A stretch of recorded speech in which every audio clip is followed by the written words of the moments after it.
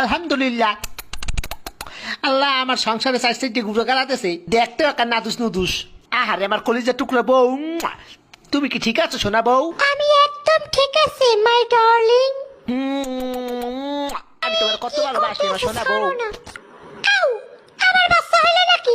ও মাই god. ওরে মোর সুবান আল্লাহ, এক লগে সাইড দইছে এরপর আরো একটা এদি লড়ে সরে না এবারে এই এদি লড়ে উঠছে, দেই দেই শ্বাস করেনি, দেই দেই ও মা করে আব্বা।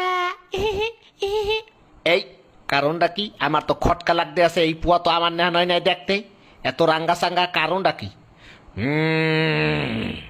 শয়তান্য মাতারি, কি খবর?